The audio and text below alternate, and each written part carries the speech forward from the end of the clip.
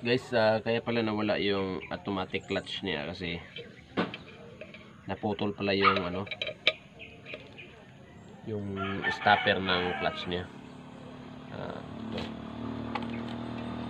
Putol yung stopper yan. Kasi dapat ganyan yan, no? Ganyan.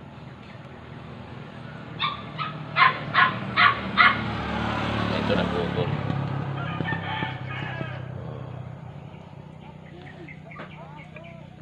Dito kasi yan siya kumakapit, oh. Ito kasi dito yan sa lobo. Ito yung nag-hold dito. Yan. Kaya nawala yung automatic clutch niya. Hindi siya nag-automatic. Kasi dito yan, oh. Yan. Dapat itong maliit na kapiraso ng bakal na to, dyan yan, ay naputol. Kaya pala hindi siya nagtutulak, hindi siya nagtutos.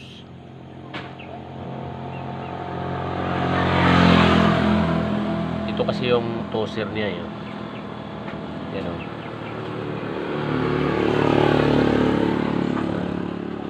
Ay dapat mayroon siyang stopper dito sa likuran, o. Yan dito. Yan.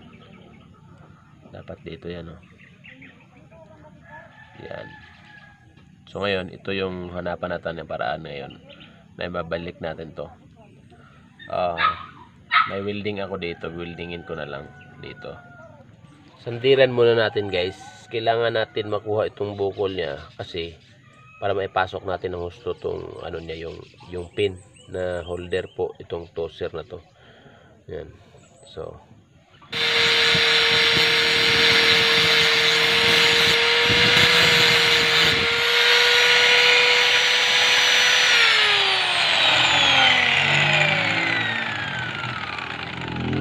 kailangan tanggalin talaga natin ang gusto tong bukol dito gawa ng welding kasi dati ni welding ko na po ito gawa ko na po ito dati kaya lang naputol siya na siguro baka nabigil lang sa loob.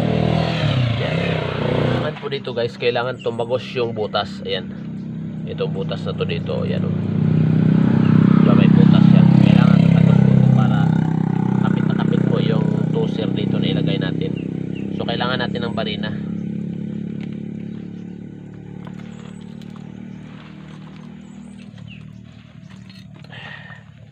Itong barina na naman.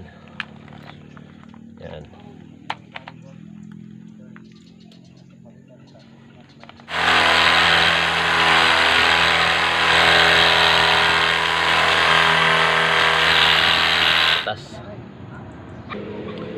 Kailangan kasi maipasok natin tong maliit na pin, itong kapiraso ng bakal dito.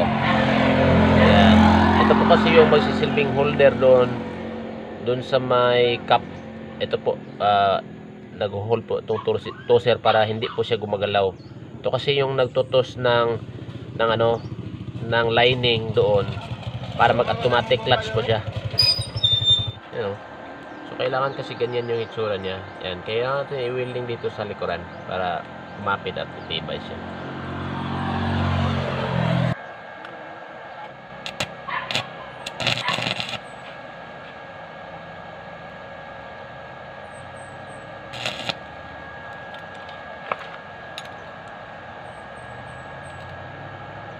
Ayun, guys, ito nabalik na po natin yung yung pin dito. Pwede na po natin ikabit. So kabit na po natin, guys. Yan, papasok lang po natin siya dito sa may ito na to.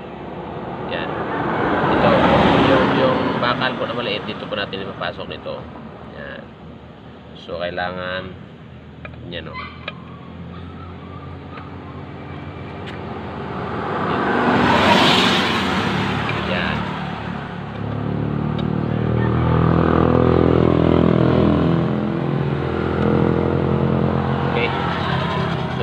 natin, guys, kasama tong winilding natin, yan, so dito na po natin lagyan ng lock sa likod.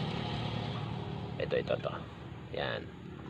So ito po kasi yung adjustan ng clutch Automatic clutch po kasi itong mga Honda Wave eh. Wala po siyang clutch talaga. Matic lang po to kapag nakaapak po kayo sa gear.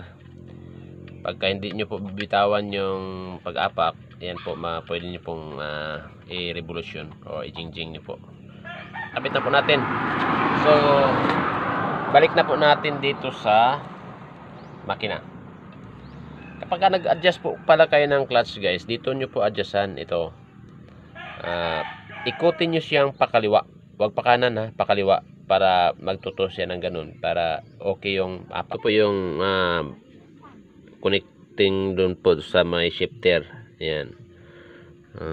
Yan.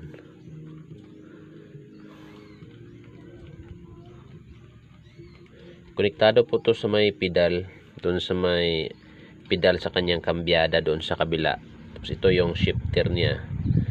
Ito po yung nagsisilbing konektado po doon sa toser na ginawa natin. Kapag tinutos po niya to, kaya nag-automatic po yung clutch natin na hindi pa siya pag hindi mabitawan yung pedal. Lagyan muna natin ng gasket maker yung yung ginawa natin, yung cap ng takip dito. Lagyan natin ng gasket maker. Kailangan bago natin ibalik dito, lagyan natin ng gasket maker kasi wala pa akong gasket na kailangan talaga, dapat kapag nagbukas kayo nito, mayroon kayong gasket na kasukat nito. Ngayon wala pa ako pero pwede naman po gasket maker na lang. Kailangan lang po na siradong-sirado para walang tagas na asite. Yan. So balik na gilid. Yan, lagyan natin lahat ng gilid dito para kapag ibalik na natin doon, talagang mag-fit siya. Fix po yung pagkagawa. Wala pong tagas.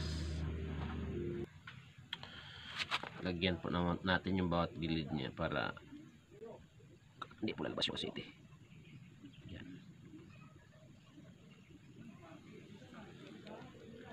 Okay, balik na po natin. Ito na, nalagyan ko na lahat ng gasket maker.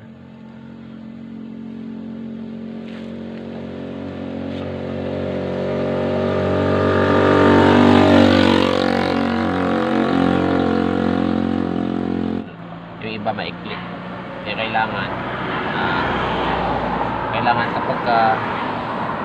kailangan kapag nagbukas po kayo nito, organize po yung pagkalagay nyo ng mga bolt. Yan, para hindi po kayo mahirapan magbalik. Kailangan ilinya nyo po para tulad ng ginawa ko yan. Nakahilira po siya. Yan. Ayan. Nakahilira po para hindi po kayo mahirapan magbalik.